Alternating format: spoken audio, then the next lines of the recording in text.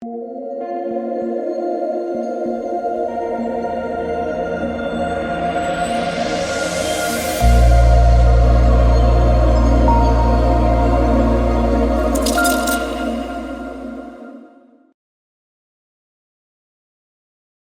are back for Thursday Night Football. We have a super exciting matchup with two of the top teams in the NFL, right? The Chicago Bears and the Washington Commanders. But hey, there's still money to be made. We got $500,000 to first. I'll do my best to break it down in this video. Welcome, guys. We'll be, again, like I said, breaking down the Thursday Night Football show and slate in this video. Also make content for NBA DFS. I'll have a video breaking down the Thursday NBA preseason slate. We have a showdown.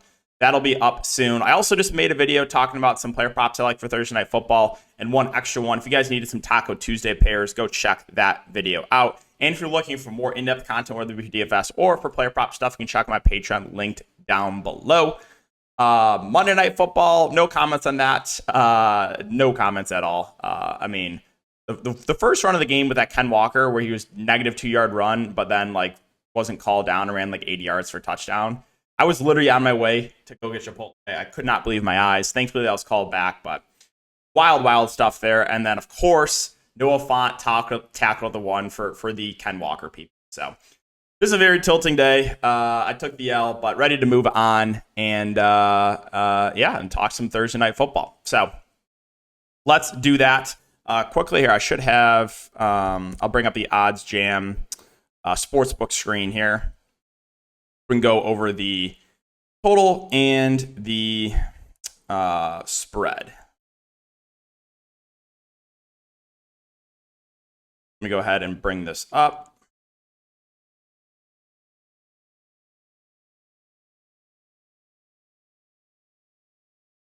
Okay, so go to the point spread for Bears Commanders.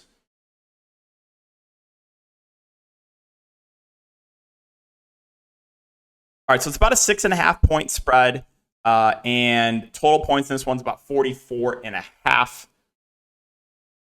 And again, what you guys are looking at is the OddsJam Sportsbook screen. So if you wanted to bet in this game, it gives you the book that offers the best odds. For example, if you wanted to take the under in this game, you should take the under on Draftkings 44.5. If you wanted to take the over in this game, you should take over 44 at Circa Sports. So if you guys want to give it a try, you can use the code DKDFS for 25% off your first month. I'll also have it linked down below. And they do have Fantasy Optimizer for sites like Prize Picks, Underdog, and Parlay Play. So check it out, guys, and use that link or the code DKDFS. Would greatly appreciate that.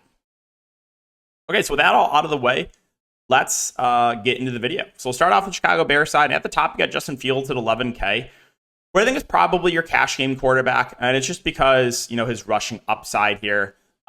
Only 4 carries for 25 yards last game, but he finally had a breakout game against Denver. Again, Denver defense, obviously not great. I could have used that last week when I was really high on Kansas City. So that was super tilting because I really like Fields as a contrarian play for DFS against Kansas City.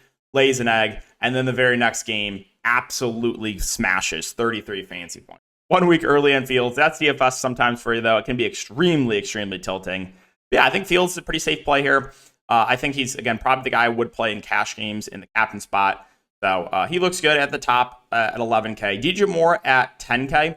I would say more of a tournament play, but he's their wide receiver 1. Did have a big week last week. Again, Justin Fields also had a big week. But the reason I wouldn't play him in a cash game setting is just because the Bears still, not great through the air. They're obviously more of a run-first team, and Justin Fields will keep it himself a lot. But DJ Moore did play the most amount of snaps of the wide receivers. He played 67 of the 72 snaps and ran 40 routes. So I like his ceiling, but I think picking between the top 2 Bears wide receivers, I actually would have preferred Darnell Mooney at $5,000. I would say Mooney has a similar ceiling, right? And he's running similar routes too. Mooney didn't play as many snaps, but he ran 37 routes. 40 routes for DJ Moore, 37 routes for Darnell Mooney. I think point per dollar, I prefer Mooney to DJ Moore. Now, that doesn't mean you can't play DJ Moore, right? DJ Moore is still firmly in play, and obviously we saw the ceiling from him last week. I just think factoring in salary, I would give the edge to Mooney over DJ Moore. Khalil Herbert, 8.6K. So there were some rumors of Roschon Johnson getting an expanded role, but we really didn't see that last week in a competitive game. It was a lot of Khalil Herbert. So he played 56 of the 72 snaps, ran 25 routes. So I think Herbert is a decent option here in the mid-range. I would say last week, probably a bit of an outlier, going for 100 yards on the ground and catching 4 balls. What I will say with Herbert is, with a guy like Justin Fields, he's not going to dump it down a ton. Now, again, 4 catches, I think a bit of an outlier. Roshan Johnson will still mix in, but Herbert is still viable at that price point. It's just there's some risks, right? The Bears, Fields will keep it a lot himself, and then again, Herbert, I don't think is going to catch a ton of balls this year, even though he did catch 4 last week. I would say, again, a bit of an outlier there. Cole Kmet is 6.4K, so he had a big week last week as well. 2 touchdowns, 7 catches on 9 targets. He's their clear tight end 1 right now for the Bears. He played 53 of the 72 snaps, ran 27 routes. I think he's a solid option in the mid-range, and he's been pretty consistent outside of the game against Kansas City, where literally everyone basically dudded. But yeah, 4 catches, 6 targets here, 5 catches, 7 targets here. He's getting those short A-dot targets, and a guy they can look to in the red zone as well. So yeah, I have no issue with Cole Kmet. Again, we already talked about Mooney. I think point per dollar, I prefer him to DJ Moore. Those 2 are the clear top 2 receivers for the Bears. Roshan Johnson, so again, there was a report, I think it was like 2 weeks ago, that he was going to play a bit more, but really hasn't been the case. Last week in a really competitive game, he only played 16 snaps, ran 9 routes. So the Bears have been involved in a ton of blowouts. Like the game against Kansas City, he played a lot more just because the game was way out of hand. But in a super competitive game, we didn't see a ton of work for Roshan Johnson, which is a little bit concerning. So right now, more of just a tournament-only play. Cairo Santos, the kicker, 4.6K. Again, no real strong takes here. I think I would probably prefer the Commanders kicker, but I do think the Commanders kicker is going to be a lot more popular than Santos. Bears defense 4K, I mean, they've been awful. They're just flat out awful. But here's the thing. Sam Howell has been sacked a ton this year, like an absolute ton. I don't know what the exact number is, but it's a lot. Like Sam Howell's been sacked a lot. So Bears defense are awful, but if they can get a few sacks here, sure, they're in consideration. Now, Chase Claypool, I don't think will play another game for the Bears. They told him to stay at home. They're looking to trade him, and if not, I think they'll just release him. So I'd be very surprised if Claypool plays in this game. And with Claypool out, you saw Equanimeous St. Brown operating as the wide receiver 3 for the Bears. Last week, he played 42 of the 72 snaps and ran 22 routes. 1.8K. If you need some salary relief, I'm totally fine looking to St. Brown. Right? Very, very cheap. Should be the wide receiver 3. I think he's a solid punt play. Now, there was a couple other receivers that mixed in.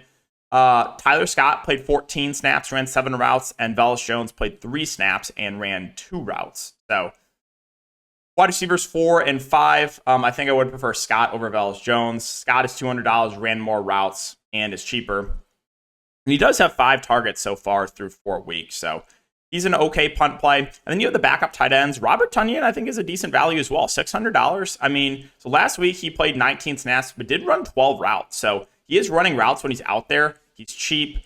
The Bears will run 2 tight end sets at times. Again, he has 4 targets right now through 4 weeks. Another okay punt play. And Mercedes Lewis, I'm just shocked this guy is still in the league, but he had a catch last week. I mean, I think he's literally 40 years old. 21 snaps for him, ran 4 routes. I would prefer Tonyan to Lewis at a similar price point. And then, yeah, that's kind of, you do have a fullback, Blossom game. He played 15 snaps. He did run 5 routes for what's worth. But, again, that would just be a dart throw there. Okay, so let's move on to the Commanders.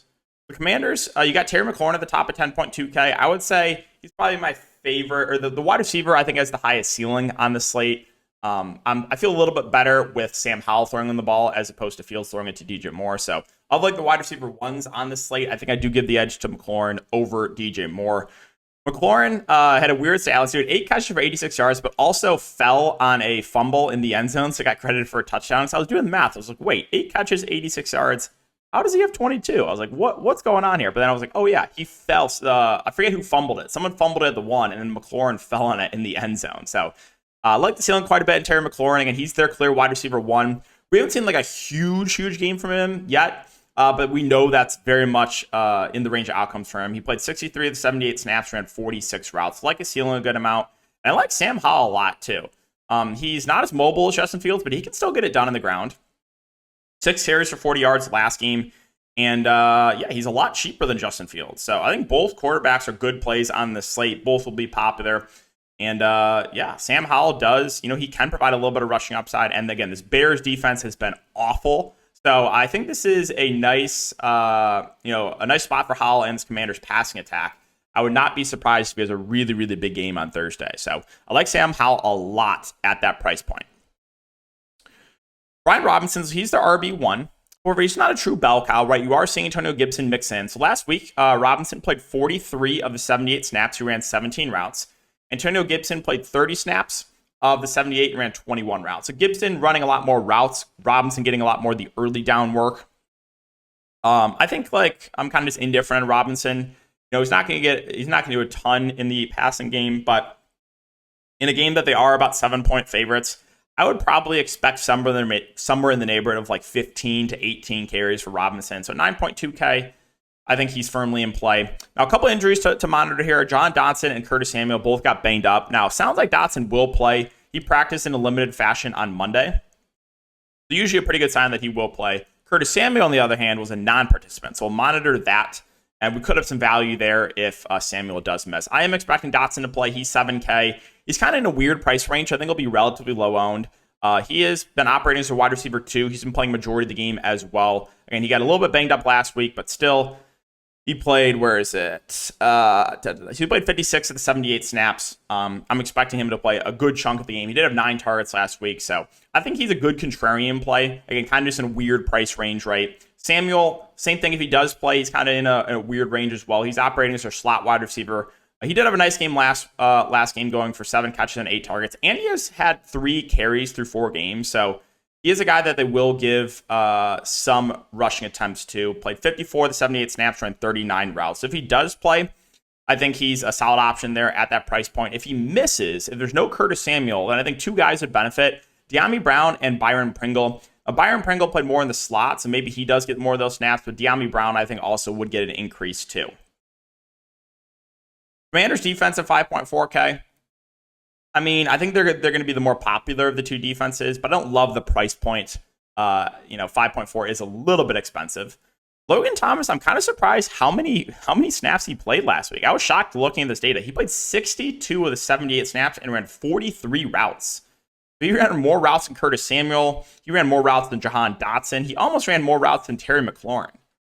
So, I mean, he didn't do a ton with it, right? 3 catches and 3 targets, but I think he's another kind of interesting contrarian play. I don't think he'll be super popular. He's obviously a guy that can look to in the red zone as well. And as we talked about a couple times already, this Bears defense is just awful. So, like Logan Thomas, I think is an interesting contrarian play there. Joey Sly, 4.2K. I think he will be the much more popular of the 2 kickers, just because the Commanders are favored. So he's definitely the safer of the 2 kickers, in my opinion.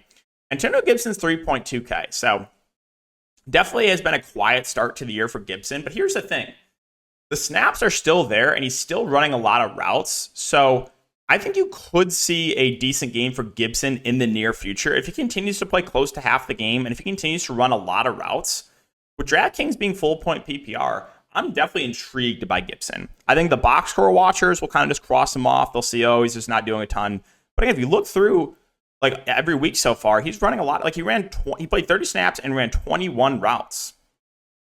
One of these weeks, Gibson's going to have 4, 5, 6 catches, and he's still getting some carries on the ground. He did have his most carries of the season so far, 6 carries last week. So that was nice to see a little bump up there for Gibson. It's 3.2K. I do kind of like him for value, especially, again, with Draftkings being full point PPR.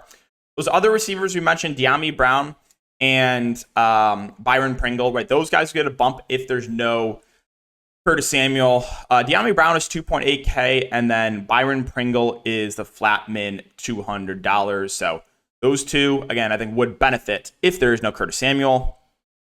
As far as the backup tight ends go for Washington, so we know Logan Thomas played a ton. Cole Turner only played 6 snaps, ran 5 routes. John Bates played 27 snaps, ran 8 routes. Again, Turner, this was the week that Logan Thomas missed. I wouldn't put too much emphasis into that. But still, he is a decent pass catcher. His snaps did go way down, though. And then Bates, more known as a blocker, but still ran a few routes. He had 1 target last week. Let's see, was there anything else I wanted to mention? So Derek Gore did play 6 snaps last week for the Commanders. He reverted back to the practice squad. He did play ahead of Rodriguez. I don't think it's worth it to go there. And I think that is it. I don't think there's anything else. Let's see. No, I don't think there's anything else I wanted to mention. That'll do it for the player-by-player breakdown. You guys, if you are looking for more in-depth content, I really, go deep dive into roster construction for Showdown Slate's main slates over on Patreon, where we talk through kind of where the optimal build is, where the cash game build is, and then ways to get different, spots, captains I like in tournaments, how to build those plus EV lineups. If you guys are interested in that, again, link is in the description. It's been a great start to the year for NFL daily fantasy sports.